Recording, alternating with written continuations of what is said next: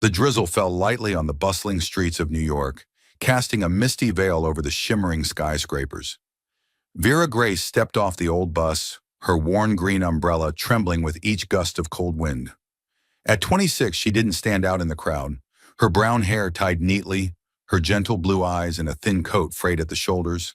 But her smile, though soft, held a strange allure, as if it carried both resilience and compassion. Vera paused before the iron gate of the Cole mansion, a grand building with pristine, white walls and a meticulously tended garden. She took a deep breath, trying to shake off her nerves.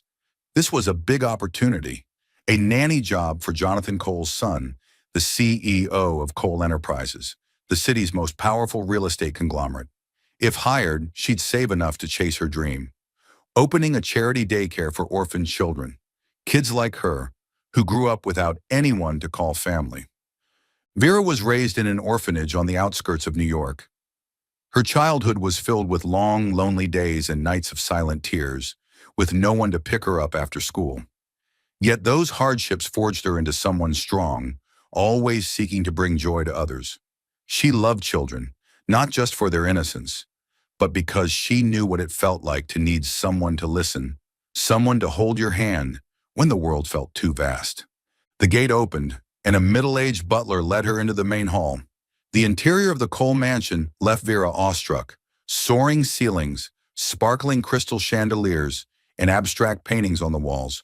But she quickly refocused, centering herself on why she was here: the interview. Jonathan Cole sat behind an ebony desk in his study, his sharp eyes scanning Vera Grace's resume. At 32, he was the picture of success, a brilliant CEO, wealthy and handsome, with dark hair and deep gray eyes. But behind his perfect exterior was a heart long frozen, a broken marriage 5 years ago, when his ex-wife left him and their son Noah without explanation, had left a scar that wouldn't heal. He no longer believed in love, nor in promises of forever. Noah, Jonathan's 4-year-old son, was the only light in his life. But that light was fading. Noah was bright and sensitive, but carried a fear of abandonment. He spoke little, startled in his sleep, and didn't easily warm to strangers. Jonathan loved his son deeply, but his demanding job and painful memories left him unsure how to connect with Noah. He tried hiring nannies, but none lasted. Some quit because Noah wouldn't cooperate. Others were fired because Jonathan doubted their motives. Vera's resume made Jonathan frown. No prestigious degree, no powerful connections, just an orphaned girl working as a freelance nanny. She seemed too pure, too perfect on paper, and it made him suspicious. No ambition? Or is she good at hiding it? He wondered, tapping his finger lightly on the desk. He didn't want a stranger in his private life, especially not when he'd built walls to protect Noah and himself from further pain. The butler knocked, announcing Vera's arrival. Jonathan stood, adjusted his suit jacket, and walked out with an icy expression. Let's get this over with, he thought.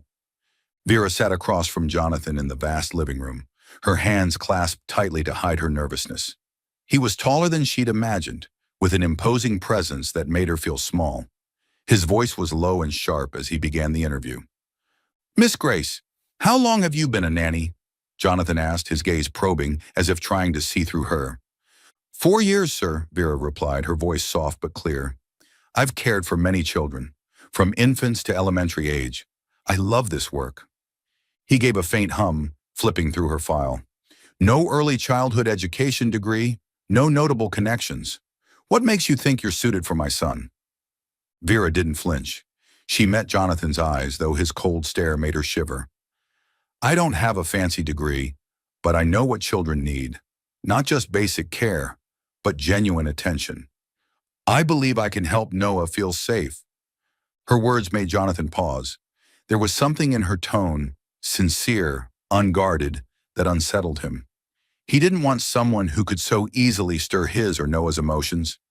You speak well, he said, his voice tinged with sarcasm. But I need proof, not promises. Vera nodded, not arguing. She knew people like Jonathan didn't trust easily, and she didn't blame him. She only hoped for a chance to prove herself. The interview was interrupted by the sound of tiny footsteps. Noah appeared at the door, his dark hair mussed, his big round eyes scanning the room. He wore pajamas and clutched an old teddy bear. Jonathan's voice softened instantly as he stood and approached. Noah, what are you doing here? Go back to your room. Let Daddy talk. But Noah didn't listen. He quietly moved closer to Vera, his eyes lighting up in a rare way. To Jonathan's astonishment, Noah took her hand, his tiny fingers gripping tightly as if afraid she'd vanish. Can you tell a story? He whispered, his voice so soft it was nearly inaudible. Vera smiled and knelt to his level. Of course, sweetheart. What kind do you like? Pirates or superheroes? Noah hesitated, then said, A story about a mom. The words froze the room. Jonathan stiffened, his eyes darkening. Vera sensed the tension but answered gently, All right, I'll tell a beautiful story about a mother who loves her child more than anything in the world. Noah nodded, then did something no one expected. He leaned his head on Vera's shoulder and whispered, She's like Mommy. The quiet words pierced Jonathan's heart. He'd never seen Noah bond with anyone like this, not even with him. Vera gently stroked Noah's hair, her eyes warm but tinged with sadness. She understood the longing for a mother. She'd felt it herself. She made no promises to Noah, but resolve welled up inside her. She wanted to help this boy even just a little. Jonathan stood there wrestling with his emotions. Part of him wanted to send Vera away immediately. She was too dangerous, not because she had ulterior motives, but because she could make Noah and even him depend on her presence. But seeing Noah hold her hand, his eyes bright as if he'd found something precious, Jonathan couldn't deny the truth. She was the first person to reach his son. Fine, Jonathan said, his voice cold but less sharp. You're hired. 1-month trial. But remember, Miss Grace, don't overstep your role. This is a job, not a family. Vera nodded, though her eyes held a flicker of sadness. She understood Jonathan was protecting Noah, but his detachment made her feel like an outsider. I understand, Mr. Cole, she replied. In the days that followed, Vera began her work at the Cole mansion. She quickly earned Noah's trust. She told stories, played with puzzles, and listened to his halting words. She saw that Noah didn't just need care. He needed healing. His fear of abandonment had taken root deep in his soul. Once when Noah asked, Will you stay forever? Vera only smiled, not daring to promise, knowing life was never that simple. Jonathan, though he tried to keep his distance, couldn't help noticing Vera. He saw her stay up late preparing toys for Noah, saw her patience when the boy threw tantrums. Once he caught her sitting in the garden, staring into the distance with a wistful expression. He wondered what she was thinking, but quickly dismissed it. She's just the nanny, he told himself. Vera sat by Noah's bed telling a story about a rabbit finding its home. Her voice was gentle, like a lullaby, lulling Noah into sleep with a rare smile on his lips. But as the story ended, her eyes grew sad. She remembered her own childhood, nights spent dreaming of a family that would come for her, a dream that never came true. She didn't know that. From the doorway, Jonathan was watching. His gaze lingered on her face, on the tenderness she showed Noah. His heart stirred, a feeling he thought long dead. But he turned away, striding back to his room, muttering to himself, Don't be foolish, Jonathan. She doesn't belong here. The rain had stopped, but the New York sky remained overcast, as if mirroring Jonathan Cole's mood as he left the lawyer's office. That night, he'd received news that his grandfather, Edward Cole, the founder of Cole Enterprises, had passed away in the hospital after a stroke. Edward wasn't just the man who guided Jonathan into the world of business. He was his only emotional anchor through life's upheavals. His grandfather's death was a profound loss for Jonathan. After the funeral, the reading of the will left him feeling like everything he'd built was crumbling. In a dimly lit wooden room, the elderly lawyer, Mr. Harris, read an unexpected condition in the will with a steady, low voice. Jonathan Cole must marry and establish a stable family within 3 months from the date of this will's announcement. Failure to do so will result in the transfer of control of Cole Enterprises to Victor Cole, Edward Cole's brother. The name Victor made Jonathan clench his fists. Uncle Victor, his grandfather's brother, was a greedy man with a scandal-ridden past. Over a decade ago, Victor's financial manipulations nearly bankrupted the company. If not for Edward's timely intervention, Cole Enterprises would have ceased to exist. The thought of the conglomerate, his family's legacy, supporting thousands of employees, falling into Victor's hands made Jonathan feel suffocated. He couldn't let that happen, not just for his grandfather's honor, but for Noah, his 4-year-old son, who deserved a secure future. But the will's condition stabbed like a knife into Jonathan's already frozen heart. Marriage? After what he'd endured with his ex-wife, a woman driven by ambition who abandoned him and Noah without a word. He'd sworn never to remarry. To him, love was a deception wrapped in empty promises. He didn't believe in it and refused to drag Noah into a staged family just to satisfy a will. Back at the Cole mansion, Jonathan locked himself in his study, a bottle of whiskey glinting under the lamplight. He stared out the window, where darkness enveloped the garden. Options flashed through his mind, only to be dismissed. Hire an actress? Too risky. They might leak the secret or demand more. Find a business partner for a sham marriage? No, the women in his circle came with ambition and ulterior motives. He needed someone trustworthy, someone with no reason to betray him or hurt Noah. Noah's clear, bright laughter from the garden snapped Jonathan out of his thoughts. He stepped onto the balcony and looked down to where his son was playing with Vera Grace, the nanny hired less than a month ago. Under the soft glow of the lights, Vera knelt beside Noah, helping him build a wooden castle. Her smile was gentle, her eyes brightening as Noah excitedly described warriors guarding the castle. Noah laughed, a rare laugh Jonathan had nearly forgotten. The sight made his heart skip. Noah had never opened up to any nanny like this before.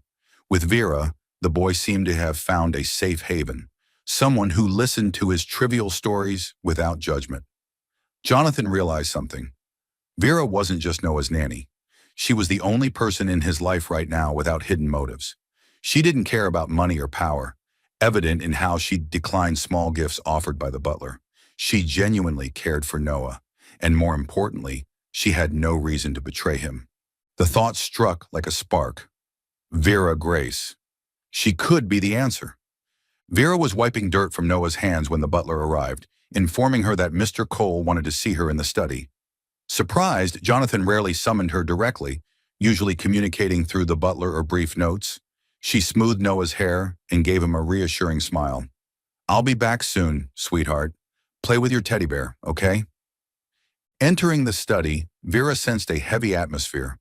Jonathan sat behind the ebony desk, his gaze sharp but tinged with something unusual. Not his usual detachment, but an indescribable tension. He gestured for her to sit, but Vera chose to stand, her hands clasped tightly in front of her. "Miss Grace," Jonathan began, his voice low and even, "I have a proposal for you. It's unrelated to your nanny duties, but I need you to hear me out." Vera nodded, though her heart began to race. She didn't know what to expect, but his tone made her uneasy. He stood and moved to the window, turning his back as if to hide his emotions. "My grandfather just passed away. His will requires me to marry and build a stable family within 3 months. If I don't, Cole Enterprises will go to my uncle Victor, a man who would destroy everything my family has built." Vera listened silently, trying to grasp the weight of his words.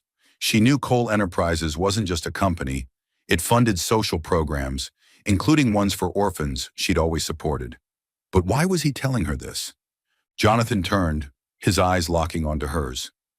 "I need someone to fulfill this condition. A marriage on paper, lasting 1 year. After that, we divorce, and things go back to normal. In return, I'll fund the charity daycare you've always wanted to open. This is a deal, nothing more." The proposal hit Vera like a shockwave. She opened her mouth but couldn't speak. Marry Jonathan Cole? The idea was so far-fetched, so absurd, she almost laughed, thinking he was joking. But his eyes, serious, unwavering, told her this was no jest. Are you serious?" Vera asked, her voice trembling. "Why me? You could choose anyone, someone more suitable, more familiar." Jonathan stepped closer, his voice dropping, carrying a tone she couldn't decipher. "Because I don't trust anyone else. You're the only one with no reason to exploit me or Noah. You care for my son, and I see it every day. I need someone where the risks are manageable." His words cut like an unintended knife. Manageable risks. She was just a safe option, a tool for his purpose. Vera's heart tightened, but she kept her voice steady. "I don't want to be part of a fake marriage, Mr. Cole. I just want to do my job well and help Noah." Jonathan didn't waver. He stepped closer, his gaze piercing. "If Victor takes over, everything collapses. Not just the company, but the charities you care about. Schools, programs for orphans. Thousands will lose their jobs and Noah's future will be unstable. Do you want that?" His question stopped her cold. She thought of Noah, who'd started smiling more, trusting her. She thought of her dream, a school where orphaned kids could find joy, as she'd once longed for. And she thought of the thousands relying on Cole Enterprises. The responsibility weighed on her, though she was just an ordinary woman with no power or status. "I need time to think," Vera said, her voice quiet but firm. "This isn't something I can decide right away." Jonathan nodded, his gaze softening slightly. "You have one night, but don't forget, time isn't on our side." Vera returned to her small room in the mansion, closed the door and sat on the bed, her mind in turmoil. She pulled out an old notebook where she'd scribbled childhood dreams. One scrawled line stopped her. Want a family even for one day. But the family she'd imagined wasn't a contract, not the cold transaction Jonathan proposed. She thought of Noah, his eyes lighting up when she told stories. She thought of other orphaned kids who might lose opportunities if Cole Enterprises fell. And she thought of Jonathan, the cold man who sometimes let slip vulnerability in his gaze when he looked at Noah. She didn't want to admit it, but deep down she felt a faint connection to him. Not love, but empathy for the scars they both carried. That night, Vera didn't sleep. She stood by the window watching the city lights flicker in the distance. Finally, she sighed, telling herself, just 1 year. For Noah, for my dream. But her heart warned that entering this game might cost her more than she imagined. The next morning, Vera entered Jonathan's study. He was reviewing documents, his expression as cold as ever. She stood tall, took a deep breath and said, "I agree, but I have conditions." Jonathan raised an eyebrow, signaling her to continue. "I don't want money," Vera said firmly, "but you have to keep your word about the daycare, and you must promise Noah won't be hurt by this. He's been through enough." Her words made Jonathan pause. He looked at her, feeling a flicker of respect for the first time. "Agreed," he said. "I promise." The wedding took place days later, so quiet it was almost secretive. At City Hall, Vera wore a simple white dress prepared by the butler. No flowers, no celebration. She stood before the officiant, her heart pounding as the vows were read. Jonathan, in a black suit, maintained his icy demeanor, as if this were just another business meeting. But when Noah appeared, holding both their hands with a radiant smile, everything shifted. The boy didn't grasp the ceremony's meaning, only tugging Vera's hand happily and saying, "You're the prettiest bride." Vera smiled, but her smile carried a pang of sorrow. She wanted to tell Noah this wasn't real, but she couldn't bear to shatter his joy. The ceremony ended quickly. The plain wedding band on Vera's finger, unadorned by stones, felt heavier than she expected. As they left City Hall, Noah ran ahead, while Vera and Jonathan walked behind, keeping their distance like strangers. That evening, Vera moved into a private room in the Cole mansion, spacious but cold. She stood by the window, looking down at the garden where Noah had played with her. Her hand touched the ring, her mind repeating, "Just a contract. Don't let your heart stray." But when she looked up, her eyes caught Jonathan standing in the opposite hallway. He was watching her, his gaze unreadable. Not cold, not warm, but complex in a way she couldn't fathom. Vera turned away, closing the window, trying to lock away the emotions stirring within her. But she knew, from this moment, everything had changed forever. The Cole mansion, with its pristine white walls and lush green garden, was now the place Vera Grace called home, if only in name. After the quiet wedding at City Hall, she moved into a private room in the East Wing, far from Jonathan Cole's quarters. The room was spacious, furnished with a large bed, an ebony desk, and a window overlooking the lake. But it felt cold, a constant reminder that she was merely a temporary guest in Jonathan and Noah's world.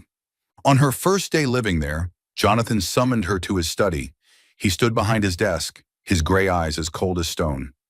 "Miss Grace," he said, his voice even but sharp, "let's be clear.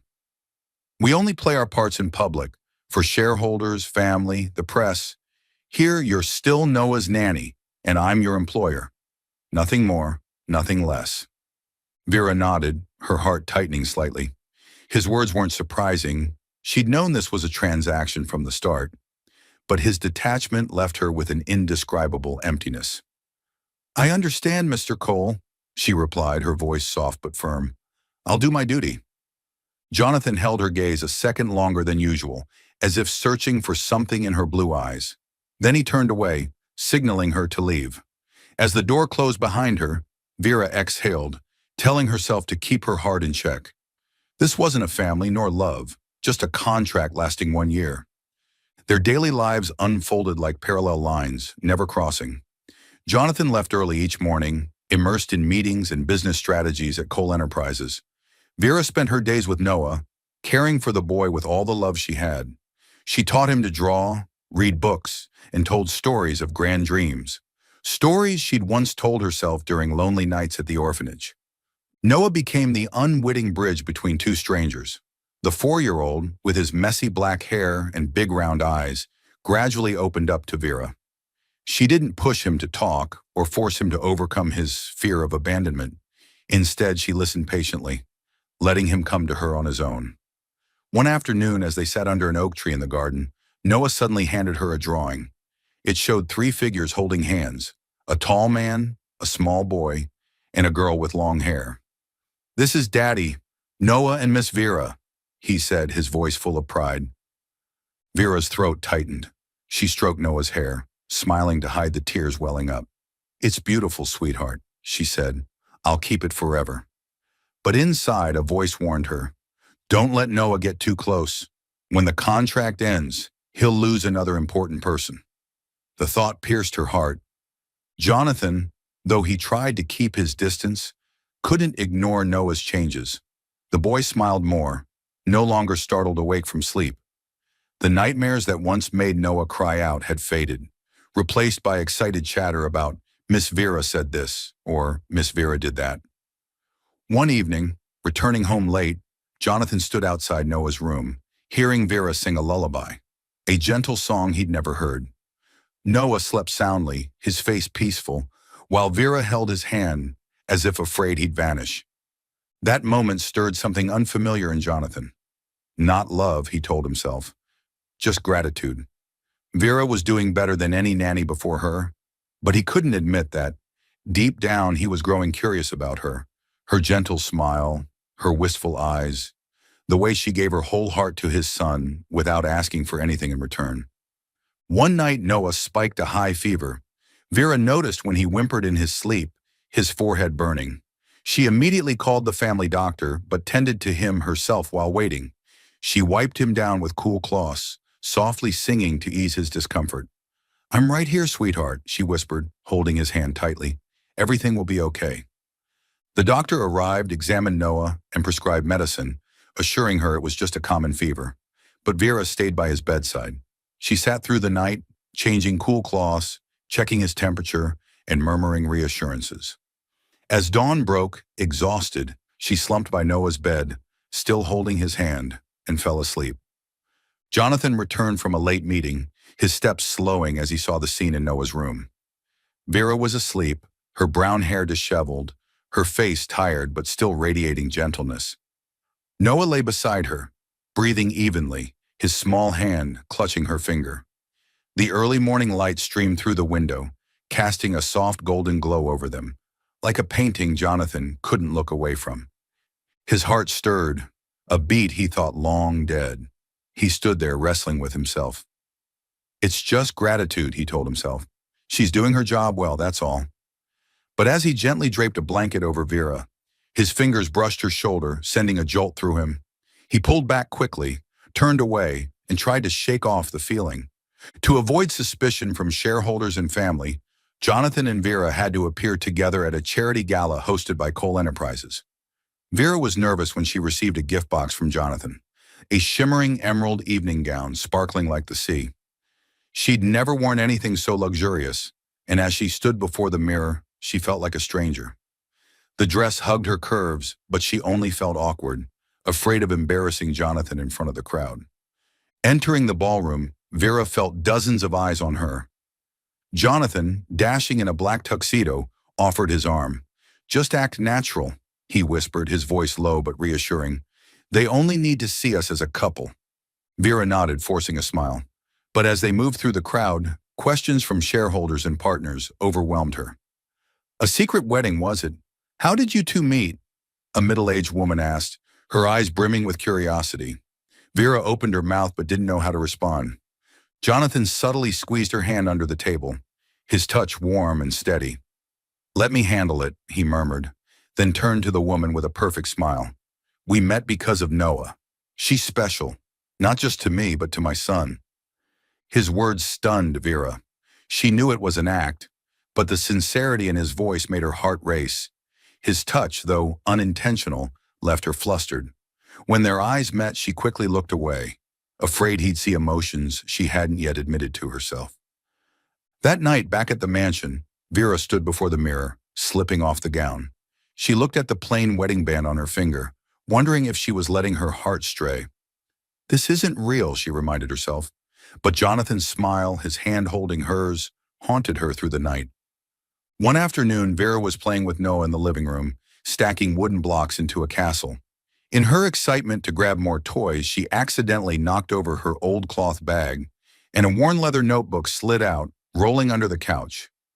Absorbed in helping Noah build the tallest tower in the world, she didn't notice.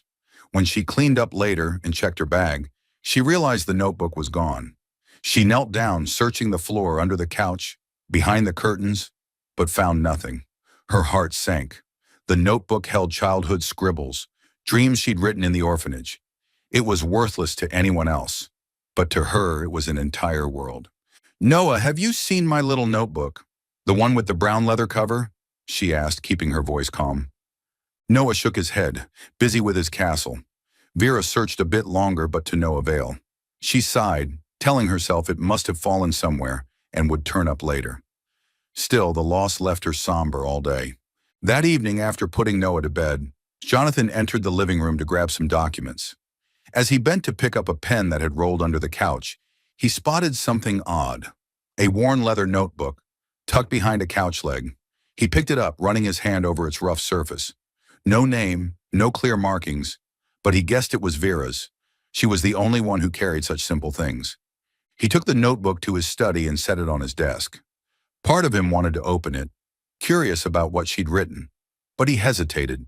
It was personal, and though he was her husband in name, he had no right to pry. In the end, he slipped it into a drawer, telling himself he'd return it at the right moment. Yet the thought of it lingered, like an unanswered question. One evening, Noah insisted the three of them bake together in the kitchen. Vera hesitated.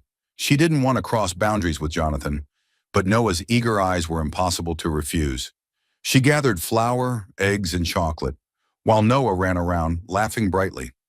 Jonathan, just back from the office, was dragged into the kitchen by Noah. "Daddy, help me make a cake," the boy pleaded. Jonathan raised an eyebrow, clearly out of his element, but he shed his jacket, rolled up his sleeves, and reluctantly joined in.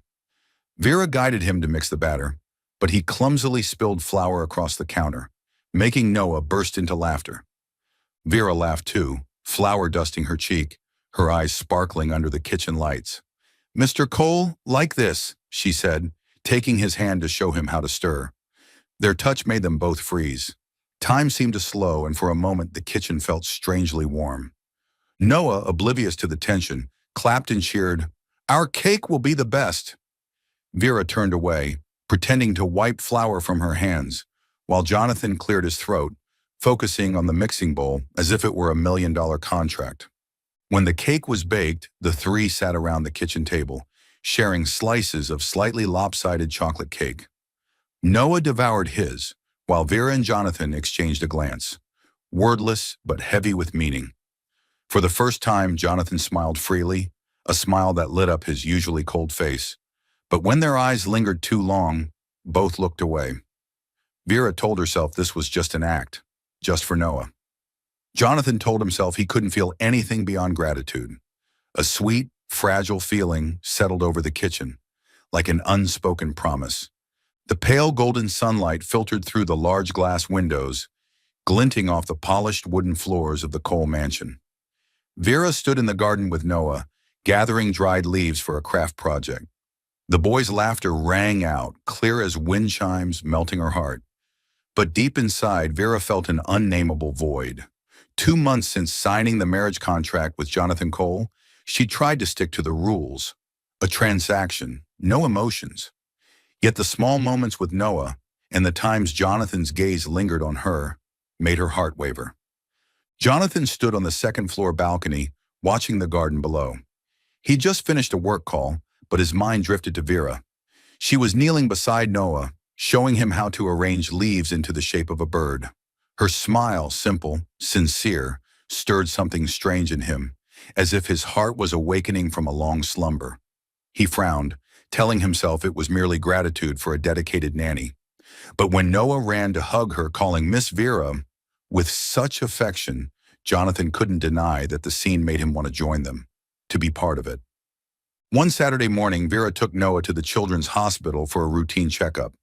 The boy clung to her hand, his eyes anxious as they entered the stark white hallway. "Miss Vera, I don't like doctors," Noah whispered, his voice trembling. Vera knelt down, offering a reassuring smile. "Don't worry, I'm right here. It's just a quick check, like a superhero testing their powers." Noah giggled, his fear slowly fading. In the waiting room, a warm voice called out from behind. "Vera Grace? Can't believe I'm seeing you here." Vera turned, surprised to find Will Harper, an old friend from college. Now a pediatrician, Will was tall, with a friendly smile, his eyes lighting up as he looked at her. "Will, it's been ages," Vera exclaimed, giving him a light hug. They chatted briefly, reminiscing about their days volunteering at an orphanage. Will had helped her through tough times in college, quietly supporting her dream of opening a charity daycare. His sincerity put her at ease, like stepping back into a simpler time. Will glanced at Noah, who was drawing in the waiting area. "Cute kid. Is he yours?" he asked, curious. Vera shook her head, forcing a smile. "No, I'm just his nanny." She didn't mention the fake marriage, unwilling to explain the complications. Will nodded, then suggested, "Are you free tonight? Let's grab dinner. Catch up. I'm new in town and want to reconnect with old friends." Vera hesitated. She knew her life was bound by a strict contract, but what harm was there in dinner with a friend? "Sure," she agreed, smiling softly. That evening at a cozy little restaurant, Vera sat across from Will. Wearing a simple blue dress, her hair loose, she spoke passionately about her dream of a charity daycare. Will listened, his eyes full of admiration. "You're still the same, Vera. Always putting your heart into everything," he said, raising his wine glass. Vera smiled, but her thoughts drifted to Jonathan. His gaze when he stood outside Noah's room, sometimes tender, sometimes cold as ice. At that moment, Jonathan entered the restaurant with a business partner. He'd finished a meeting early and agreed to stop by to discuss further. But as his eyes scanned the room, he froze. Vera was laughing, talking with an unfamiliar man. Her smile, the one he'd unconsciously come to notice, was now for someone else. A wave of jealousy surged, tightening his chest. He clenched his fists, trying to maintain his cool exterior, but his eyes burned with an undeniable fire. As Vera stood to leave, her eyes met Jonathan's across the room. Her heart skipped a beat. He stood there, his gaze icy, as if seeing through her. Will walked her to the door, lightly touching her shoulder to say goodbye. Jonathan turned away without a word, but his tension was palpable. That night, back at the mansion, with Noah asleep, Jonathan waited for Vera in his study. The dim lamplight highlighted the strain on his face. "Do you think you can go out with someone else while you're still my wife in name?" His voice was low, laced with pressure. Vera was stunned, not expecting him to bring it up. "You said this was just a contract," she replied, her voice trembling. "Don't I have a right to my own life?" Jonathan stepped closer, his eyes flaring with something unnameable. Not quite anger, but closer to helplessness. You know the terms of our deal. Don't complicate things. Vera met his gaze, tears threatening but held back. Complicate things? You think I want that? I'm just trying to do my part. As a nanny, as a fake wife. But have you ever considered that I have a heart too? She turned away, leaving Jonathan standing there, his heart in turmoil. He wanted to call her back, but logic stopped him. The emotion he'd tried to bury was resurfacing, and he was terrified to realize it had a name. Jealousy. The days that followed grew heavy with tension. Jonathan avoided Vera, speaking only when necessary, while she forced smiles for Noah to keep him from noticing the shift. But every time she saw Jonathan, how he gently lifted Noah onto his shoulders, or the way his eyes lingered on her when she sang to Noah, her heart ached. She realized she loved him, no matter how much she tried to deny it. One evening, with Noah fast asleep, Vera sat in her room, opening her old notebook. She wrote, I once dreamed of a real family, where Noah called me mom, and Jonathan looked at me not because of a contract, but that dream is so foolish. He'll never open his heart, and I can't stay to hurt myself. Tears fell, blurring the ink. She closed the notebook, hid it in a drawer, and resolved to leave when the contract ended. Though the thought of leaving Noah made her choke. She recalled Jonathan holding her hand at the charity gala, his light touch sending her heart racing. Or the time he stood outside Noah's room, watching her tell stories with an expression she couldn't decipher. Those moments gave her hope, but his coldness afterwards snuffed it out. He doesn't need me, she told herself. He only needs a wife on paper. Vera began preparing for her departure. She researched a small apartment near her old neighborhood where she could start over. But each time Noah hugged her, calling her Miss Vera with such love, she wanted to stay. She realized she didn't just love Jonathan. She loved this little family, the one she'd never had.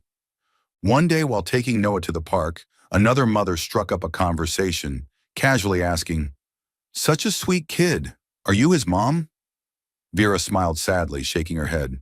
No, I'm just his caretaker. The words cut like a knife. She realized that no matter how much she loved Noah, she was still an outsider, to the world, and perhaps to Jonathan. That night she sat by her window, gazing at the faint moonlight. She whispered to herself, Just a few more months, Vera. Then you'll be free. But why does freedom hurt so much? She didn't know that. In the next room, Jonathan couldn't sleep either, his eyes fixed on the wedding band he still wore. Not for the contract, but for a reason he hadn't dared admit. While Vera and Jonathan grappled with their emotions, another storm was brewing. Victor, Jonathan's uncle, knew the 3-month deadline for the will was nearing, and Jonathan was close to meeting its terms. Unwilling to lose control of Cole Enterprises, Victor made his move. One morning, tabloids exploded with sensational headlines. Gold-digging nanny, Vera Grace's plot to marry a billionaire. The articles accused Vera of using Noah to get to Jonathan, branding her an opportunist with a shady past. Though baseless, the slander spread rapidly online. Paparazzi photos of Vera, at the park, the hospital, even dining with Will, were paired with vicious comments. Vera discovered the news when an old colleague sent her a link. Reading each line, her heart felt crushed. Anonymous messages flooded in. Fake.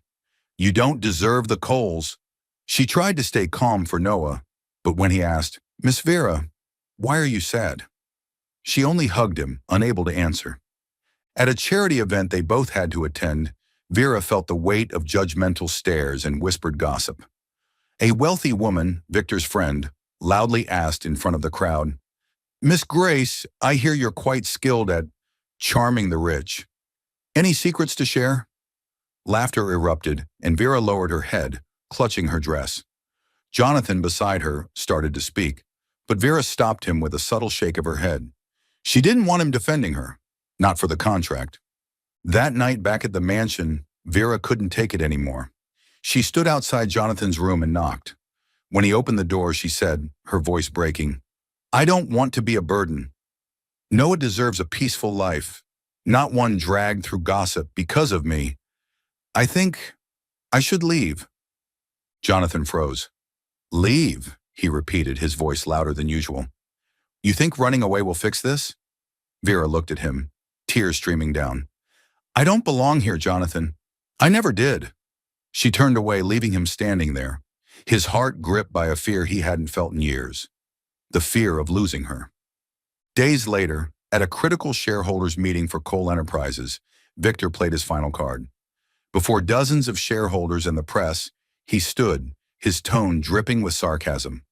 We're discussing the company's future, but let's address something first.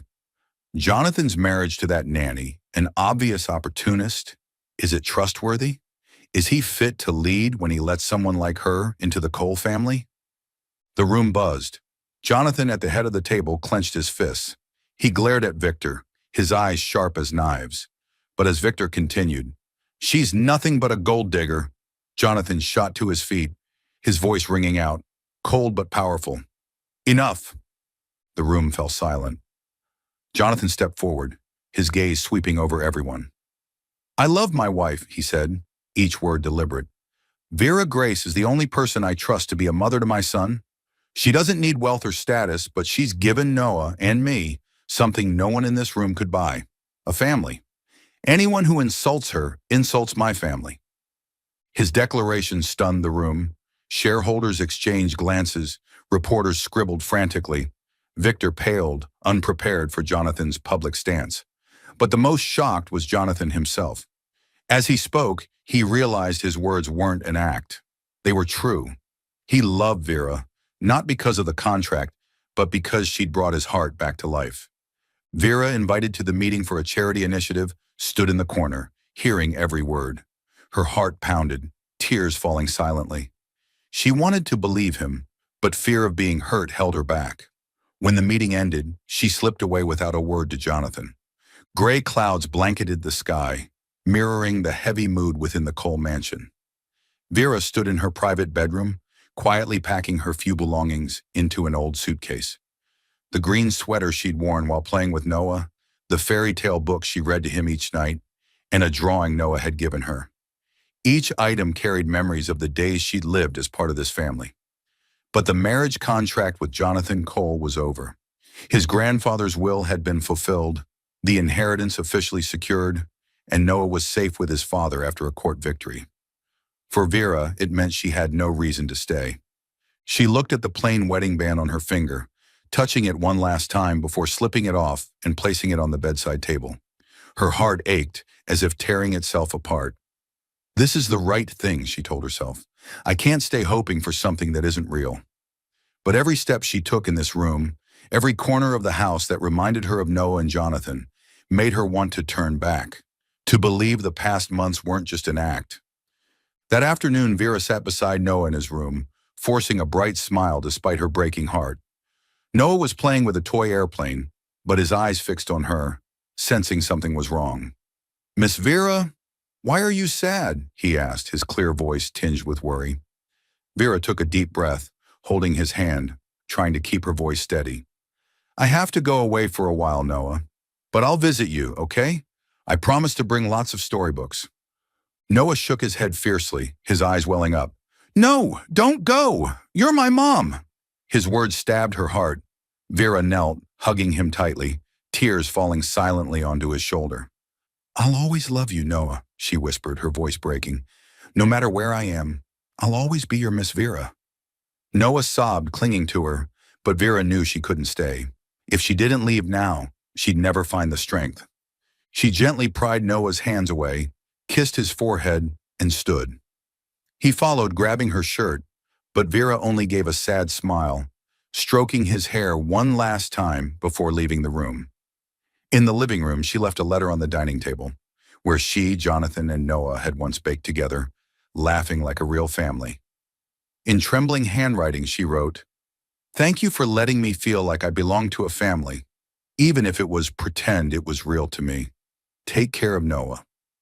Vera. Vera didn't meet Jonathan to say goodbye. He was at the office and she didn't want to face him, didn't want to see his cold eyes or worse, a hint of warmth that might make her stay. She pulled her suitcase out of the mansion, glancing back one last time.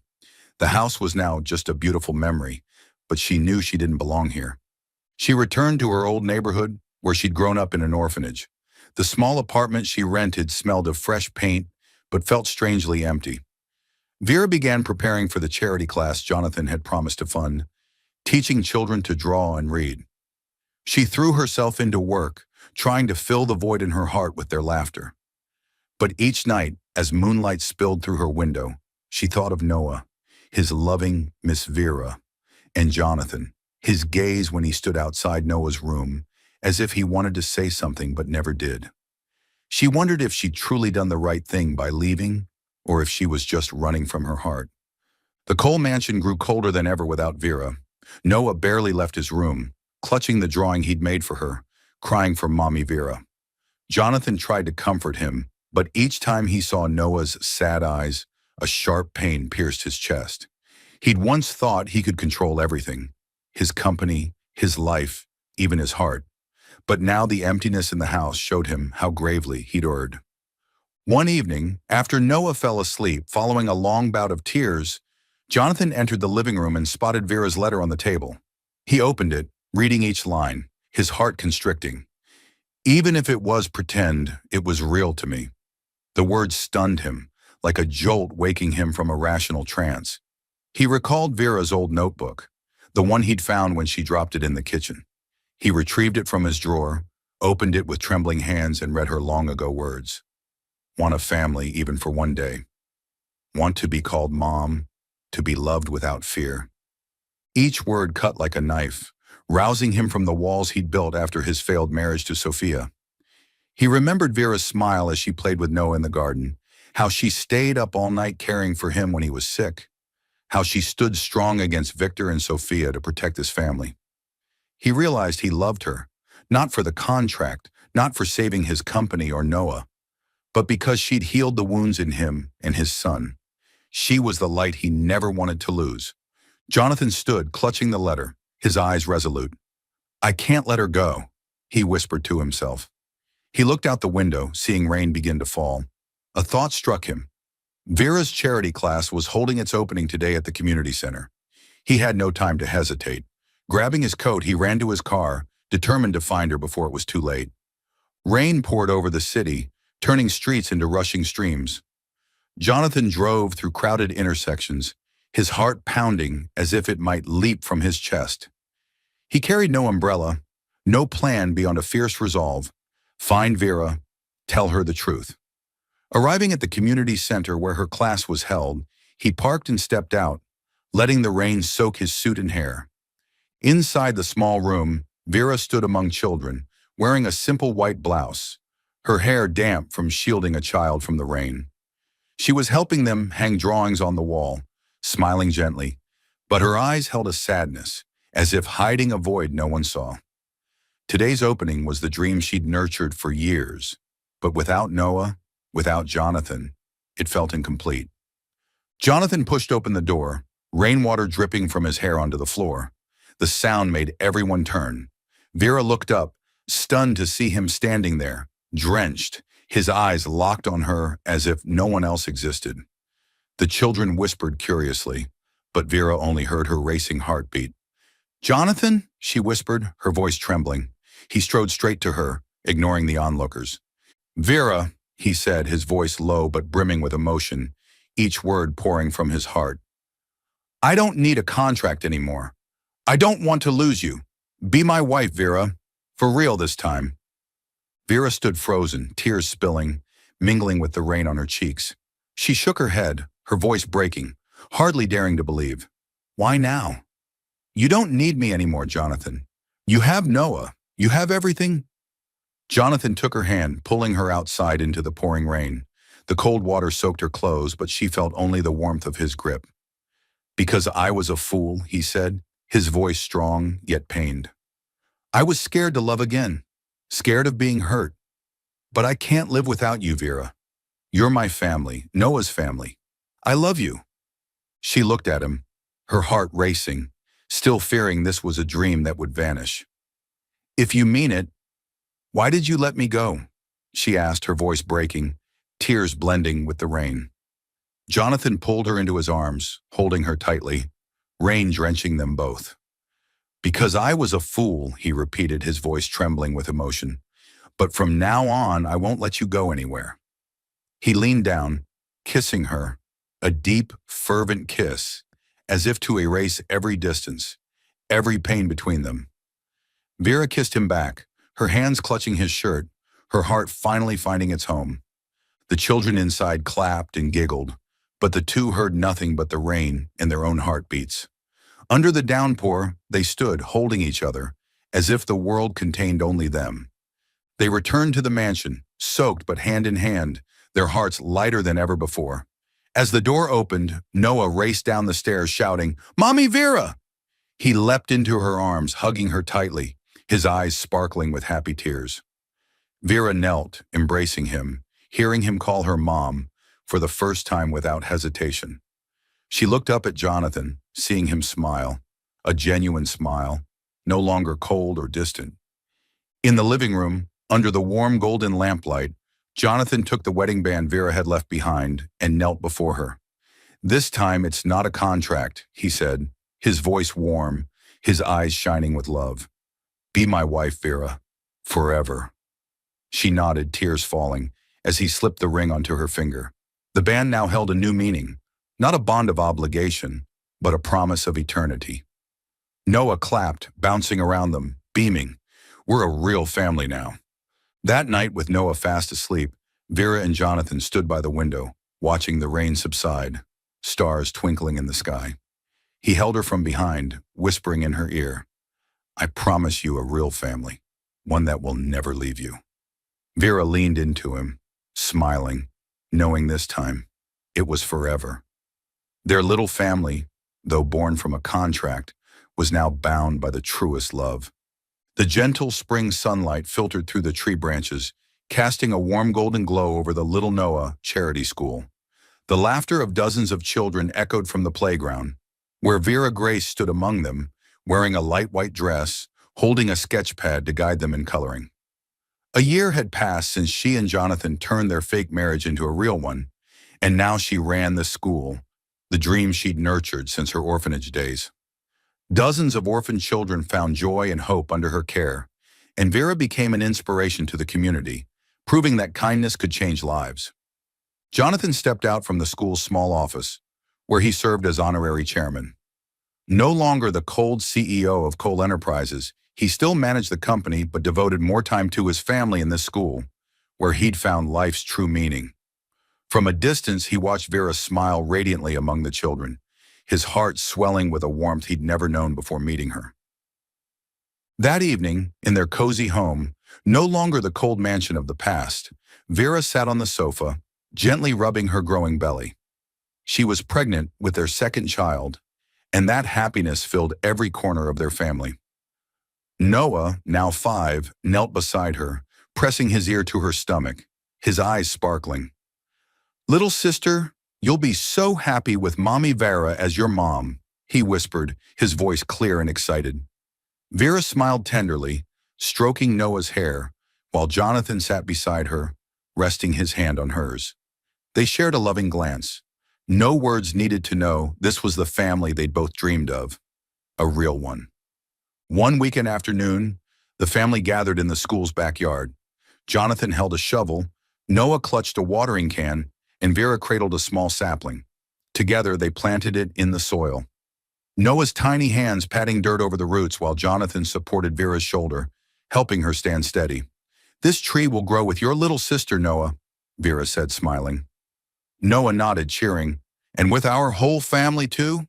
The three stood there, watching the sapling sway in the breeze, a symbol of their new beginnings and enduring love. Jonathan pulled Vera and Noah into a hug, their laughter mingling with the rustling leaves, creating a symphony of happiness.